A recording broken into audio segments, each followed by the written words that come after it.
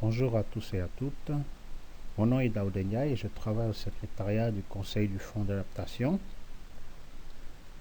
Tout d'abord, j'aimerais vous remercier de m'avoir donné cette opportunité d'intervenir lors de cet important atelier qui vise à aider les pays les moins avancés à faire avancer les plans nationaux d'adaptation. Ma présentation d'aujourd'hui vise à vous familiariser à comment accéder aux ressources du fonds et comment ces ressources peuvent être utilisées pour appuyer la planification et la mise en œuvre de projets concrets d'adaptation. Tout d'abord, le fonds d'adaptation a été créé en marge du protocole de Kyoto avec pour mandat d'aider les pays en développement qui sont partis au protocole et qui sont particulièrement vulnérables aux effets néfastes du changement climatique. Depuis son démarrage en 2010, le fonds est parvenu à compléter l'opérationnalisation de la modalité de l'accès direct au financement pour l'adaptation. En un peu moins de 4 années, le fonds a approuvé 226 millions de dollars US de subventions pour des projets et programmes d'adaptation dans 34 pays et a également endossé 9 concepts qui vont mener à l'élaboration de propositions complètes de projets dans 6 pays. Le fonds a également mis en place un système de décaissement annuel basé sur la performance qui permet ainsi d'assurer la responsabilité des agences de mise en œuvre et également de mettre l'accent sur les résultats. Ces mesures, ainsi que d'autres prises par le fonds, lui ont permis de figurer au rang de numéro 1 en termes de transparence parmi les autres fonds climatiques dans le classement de l'initiative internationale pour la transparence de l'aide en 2012.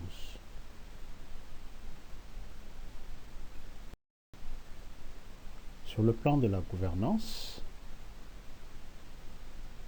le Conseil du Fonds d'adaptation comprend une représentation équitable et équilibrée des pays en développement et des pays développés, avec 16 membres et 16 suppléants, avec une majorité de pays en développement.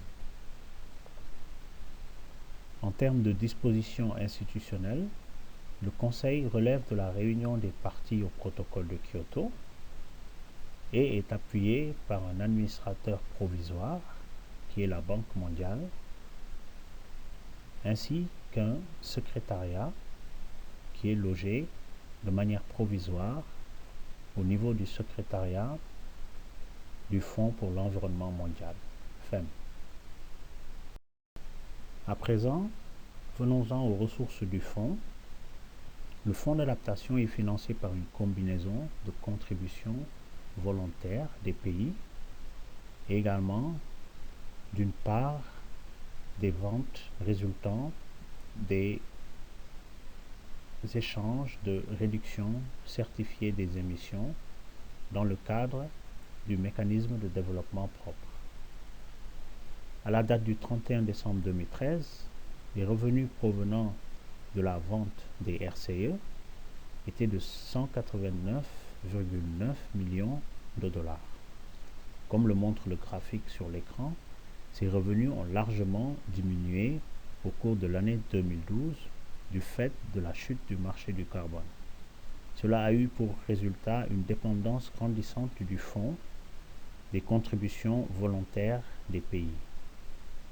Les fonds approuvés à ce jour pour financer des projets et programmes et la préparation de documents complets de projets pour les entités nationales sont estimés à 225,8 millions de dollars et les fonds disponibles au niveau du fonds pour les pays sont estimés à 172,5 millions de dollars. Pour accéder aux ressources du fonds, Afin de financer des projets et programmes, il suffit aux pays éligibles de soumettre des propositions de projets à travers des entités de mise en œuvre accréditées, soit au niveau national, régional ou multilatéral. L'accréditation d'une entité intervient à la suite de l'examen par un panel d'experts de leur capacité en termes de normes fiduciaires, mais également de conformité avec les principes environnementaux et sociaux établis par le Fonds. À ce jour, il existe 16 entités nationales de mise en œuvre et également 4 entités régionales de mise en œuvre et 11 entités multilatérales de mise en œuvre. Les entités nationales de mise en œuvre sont celles qui sont impliquées dans la modalité de l'accès direct. Il faut également retenir qu'un tiers des entités nationales de mise en œuvre viennent des pays les moins avancés, les PMA, ou des petits États insulaires en développement, les PEID. Un des aspects les plus importants du Fonds d'adaptation est la modalité de l'accès direct aux ressources qui offre au pays une opportunité de prendre la pleine responsabilité de la mise en œuvre de leurs propres priorités d'adaptation. À travers ce processus, donc, les entités nationales de mise en œuvre sont responsables de la gestion du risque fiduciaire et de la supervision des projets et programmes, ce qui, en général, était fait par les intermédiaires multilatéraux. Cela permet, on l'a vu, au pays de se préparer à accéder directement à d'autres fonds dans le futur, tels que le Fonds vert pour le climat, et également à renforcer les capacités en amont à travers le processus d'apprentissage par la pratique. On a remarqué que pour les projets d'accès direct, le temps de latence entre l'approbation du projet et son démarrage effectif était généralement plus réduit que pour ceux mis en œuvre par les entités multilatérales, ce qui démontre une appropriation accrue par les pays. Enfin, reconnaissant l'importance de l'accès direct pour les pays, le Conseil du Fonds d'adaptation a réservé 50% de toutes les ressources cumulées du fonds pour les entités nationales de mise en œuvre. À ce jour, 34 pays ont accédé à un total de 226 millions de dollars pour des projets et programmes concrets d'adaptation et pour l'appui à la préparation de projets dans le cas des entités nationales de mise en œuvre. Vous pouvez consulter la carte interactive qui est disponible sur le site internet du Fonds d'adaptation. Vous y trouverez la liste de tous les projets et programmes qui ont été approuvés jusqu'à présent, ainsi que les documents de projet respectifs et les rapports annuels de tous ces projets. À présent, voyons quels sont les types d'activités qui sont éligibles pour être financés par le fonds. Le fonds d'adaptation a été mandaté par la réunion des parties au protocole de Kyoto pour financer des projets et programmes dont le but explicite est d'adapter et d'accroître la résilience climatique. Ces projets et programmes doivent être concrets, avec des impacts visibles et tangibles. Ils doivent également bénéficier aux communautés les plus vulnérables. Ces communautés doivent ainsi participer au processus de consultation lors de la préparation des projets.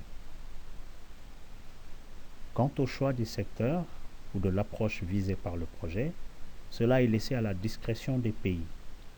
Le fonds ne donne aucune prescription particulière en ce sens, raison pour laquelle le portefeuille de projet couvre tous les secteurs ayant un lien avec l'adaptation au changement climatique selon les priorités établies par les pays eux-mêmes. Tous les pays en développement sont admissibles pour un maximum de 10 millions de dollars US de financement en subvention, et ces 10 millions comprennent, dans le cas des entités nationales, 30 000 dollars pour l'appui à la formulation des projets. Enfin, tous les pays peuvent utiliser le financement du Fonds d'adaptation pour contribuer à leurs plans nationaux d'adaptation. Plusieurs aspects et processus du fonds peuvent directement ou indirectement bénéficier au processus du PNA. Tout d'abord, en lien avec l'élément A du PNA, qui a trait au travail préparatoire, le processus d'accréditation des entités nationales renforce les capacités institutionnelles de planification pour l'adaptation. Également, à travers les projets et programmes financés par le fonds, les mesures concrètes d'adaptation qui sont visées permettent de combler les lacunes en termes d'information sur les facteurs de vulnérabilité au climat. En ce qui concerne l'élément B de la phase préparatoire du processus PNA, l'engagement des parties prenantes de consultation lors de la phase de préparation des projets permet de définir les options d'adaptation. En lien avec l'élément C du processus PNA, qui a trait aux stratégies de mise en œuvre, grâce à l'accès direct, les pays bénéficient d'un renforcement de leurs cadres institutionnels et réglementaires, ce qui est bénéfique pour accéder ou gérer les finances du climat. À travers le processus d'accréditation et également les projets et programmes, l'évaluation des dispositifs, programmes, politiques et capacités institutionnelles permettent une meilleure coordination et un leadership en matière d'adaptation. Les PMA peuvent ainsi prendre l'initiative de mise en œuvre grâce à l'accès direct. Et enfin, le lien avec l'élément D du processus PNA, qui a trait au reporting, au suivi et à l'évaluation.